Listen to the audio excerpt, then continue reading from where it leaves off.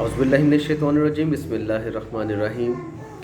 Homeopathic doctor Adil रज़ा सैफ़ी आपकी खिदमत में आज बहुत अहम टॉपिक के साथ हाज़िर है, और वो टॉपिक है हमारा नब्ज़, पल्स।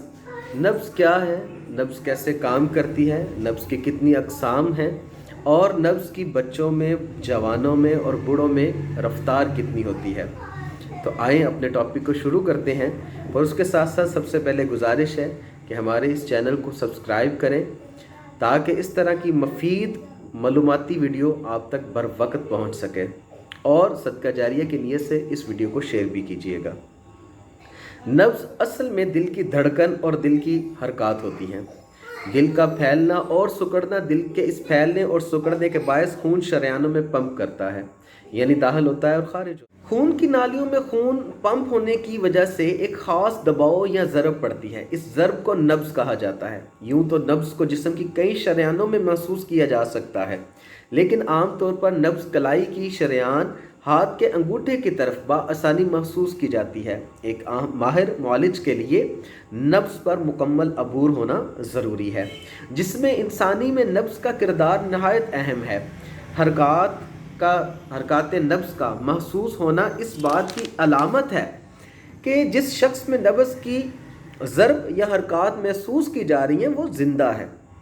नब्ज़ की ज़रब एक तरफ जहाँ इंसान की ज़िंदगी की ज़मानत है, तो दूसरी जानिब नब्ज़ की इन्हीं ज़रबात और कैफियत की मदद से बेशतर अमराज़ इंसानी की तशख़ीस की जाती है। लिहाजा एक मौलिज के लिए अमराज़ की तशख़ीस करने के लिए नब्ज़ इंतहाई अहमियत रखती है। नब्ज़ की मुख्तलिफ़ कैफियत मुख्तलिफ़ अमराज़ की मज़हर हुआ करती है, जिससे उम्र, सेहत, पेशा, ज़हनी ख़यालात और जिस्म में मौजूद बीमारी नब्ज़ की रफ़्तार, हरकत, ज़रबात और कैफियत पर भरपूर तरीके से असरअंदाज हुआ करती है।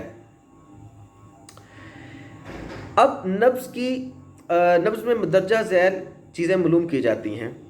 नब्ज़ की ताकत, नब्ज़ की रफ़्तार फ़ी मिनट, नब्ज़ की बाकायदगी और नब्ज़ की खासियत।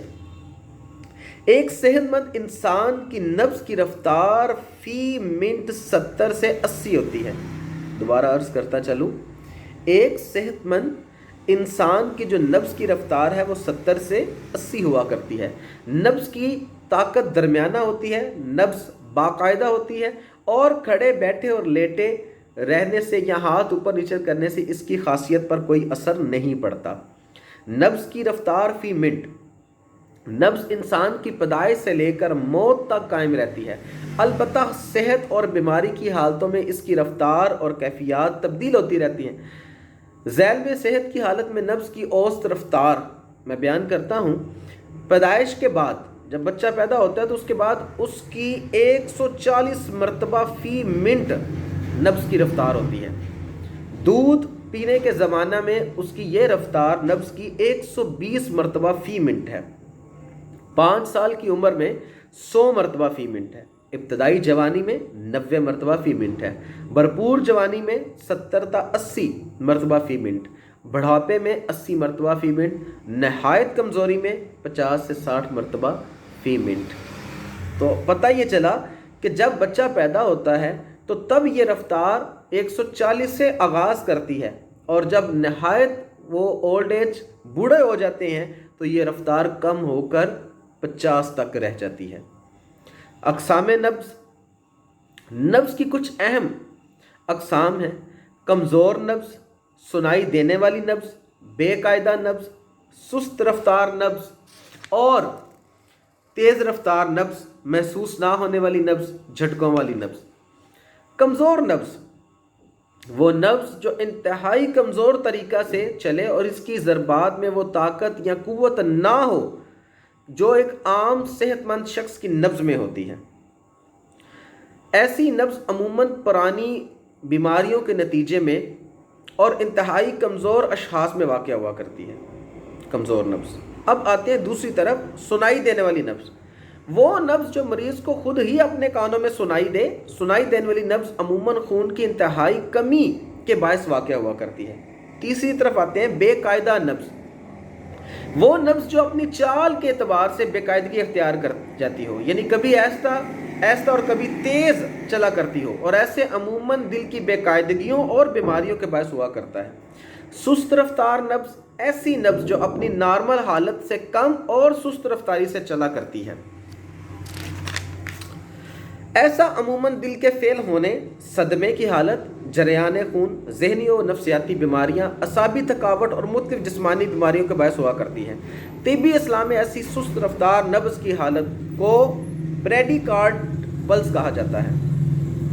تیز رفتار نبض ایسی نبض جو اپنی نارمل حالت اور رفتار سے تیز چلا کرتی ہے، تیز رفتار نبض کہلاتی ہے۔ ایسا عموماً دل کی بیماریوں کے باعث، دعاؤں کے مضر اثرات کے باعث، جذبات یا غصے کی شدت، سخت محنت اور ورزش کرنے سے بخار کے دوران، سر کی چوٹ اور شراب نوشی کے باعث ہوا کرتی ہے۔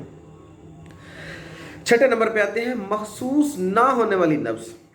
ایسی نبض جو انتہائی کمزور ہو اور نہایت وقت کے ساتھ محسوس کی جا سکے۔ ایسا عموماً پرانی بیماریوں کی طویل حالت کے بعد یا صدمے کی انتہائی پیچیدہ حالتوں میں ہوا کرتا ہے۔ محسوس نہ ہونے والی نبض مریض کے جسم اور دل کی انتہائی کمزوری کے سبب واقع ہوتی ہے۔ جھٹکوں والی نبض ایسی نبض جو کبھی ڈوب جائے اور کبھی محسوس ہونے لگے، جھٹکوں والی نبض کہلاتی ہے۔ نبض کی یہ حالت عموماً دل کی بیماریوں اور تنفسی بیماریوں کے باعث ہوا کرتی ہے۔ اب آتے ہیں آخری مرحلے میں کہ نبض دیکھنے کا طریقہ۔ ایک ماہر معالج کو تشخیص امراض کے تعین کے لیے جہاں نبض کی مختلف اقسام حرکات اور جذبات کو سمجھنا اور ذہن میں رکھنا ضروری ہوتا ہے، وہاں نبض دیکھنے کے صحیح اور عین درست طریقے کا علم کا ہونا انتہائی ناگزیر ہے۔ کسی بھی معالج کو نبض ریکارڈ کرتے ہوئے خصوصی طور پر ان باتوں کا خیال رکھنا چاہیے کہ نبض دکھاتے ہوئے مریض مکمل آرام کی حالت میں ہو۔ مریض کے بازوؤں کو اپنے ہاتھوں سے سہارا دینا چاہیے۔ نبض کو کم سے کم 1 منٹ تک شمار کرنا چاہیے، اور 1 منٹ مکمل ہوتے ہی نبض کا شمار فوری طور پر لکھ لینا چاہیے تاکہ بھولنے کی غلطی نہ ہو سکے۔ اسی طرح معالج کو چاہیے کہ وہ اپنے ہاتھ کی 3 انگلیاں مریض کے ہاتھ کی دائیں یا بائیں کلائی کے قریب انگوٹھے کی جانب ریڈیل آرٹری پر رکھ کر انگوٹھا کلائی کی دوسری طرف رکھ لے۔ نبض کو ٹٹولنے کی کوشش کرے، ذرا سی کوشش کے بعد نبض محسوس کی جا سکتی ہے۔ نبض کو تلاش کرنا اور سمجھنا کسی بھی معالج کے لیے رفتہ رفتہ تجربے کے ساتھ آسان ہو جاتا ہے۔ نبض دیکھنے اور سمجھنے کے لیے انتہائی مہارت کی ضرورت ہوا کرتی ہے، اور جو یقیناً کتابی علم کے ساتھ کلینکل تجربے سے ہی حاصل ہوتی ہے۔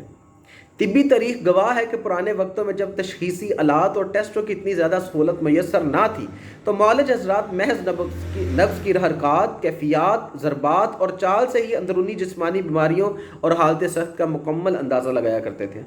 ایسے ماہر نبض شناس معالجین کو نباز کہا کرتے تھے۔ برصغیر پاک و ہند میں اگرچہ اب بھی ایسے ماہر نباز دیکھ کر ہی درست تشخیص کر لیتے ہیں، لیکن ایسے نباز معالجین کی تعداد نہ ہونے کے برابر ہے۔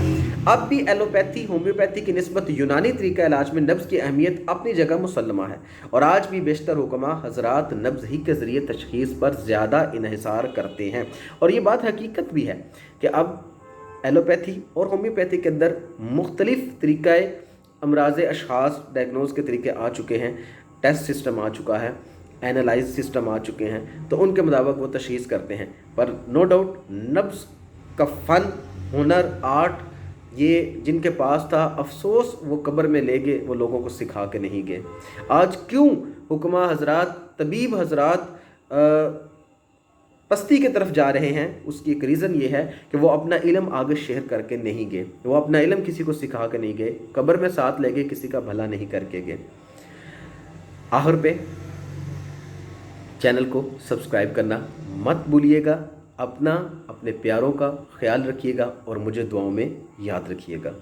اللہ حافظ۔